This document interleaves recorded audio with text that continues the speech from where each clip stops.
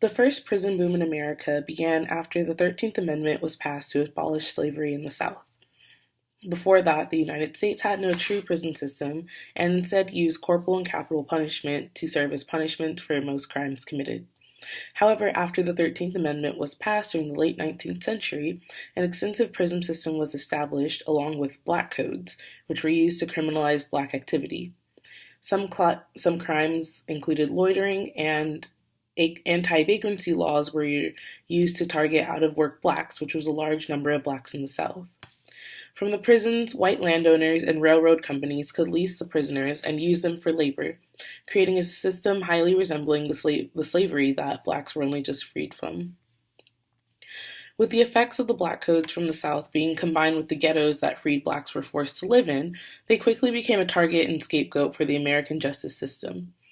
By the 1960s, predominantly black ghettos were seen as cesspools full of lazy, degenerate criminals, and thus began the infamous President Reagan's war on drugs, which piggybacked off of his racially fueled campaigning to Southern white Democrats.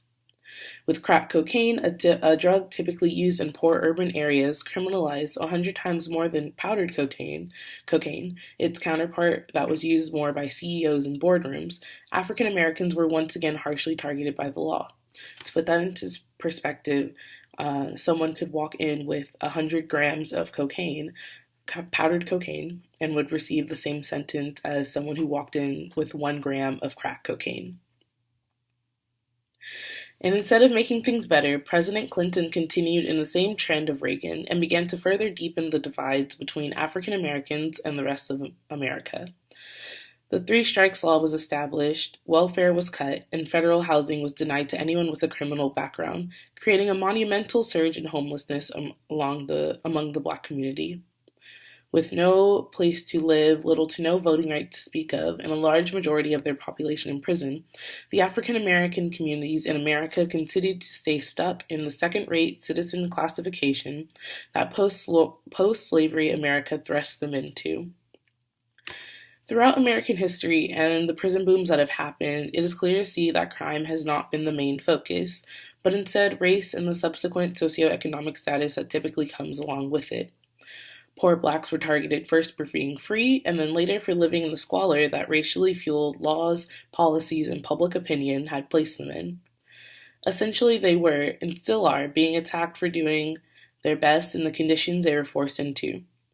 That is not to say that some African Americans do not deserve the sentences they receive in court, but that there has to be a problem when they make up 40% of the criminal justice system, while only accounting for 13% of the United States population. Or with the fact that African Americans and white Americans smoke marijuana at about the same rates, yet black people are about 3.7 times more likely to be convicted on marijuana-related charges than their white counterpart. In 2015, the United States was found to hold almost 25% of the global prison population, despite making up only about 5% of the total population in the world.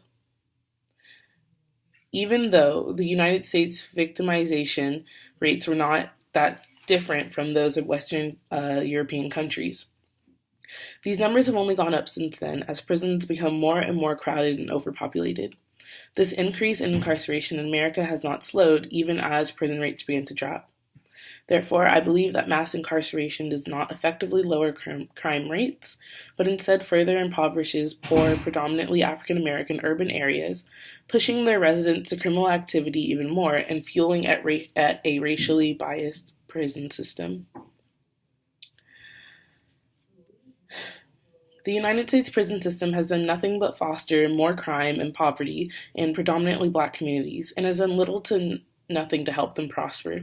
There needs to be changes in our society, in our prison and justice system that work to overturn the centuries of racial biases that shape the laws that we have and the weight of the consequences they carry.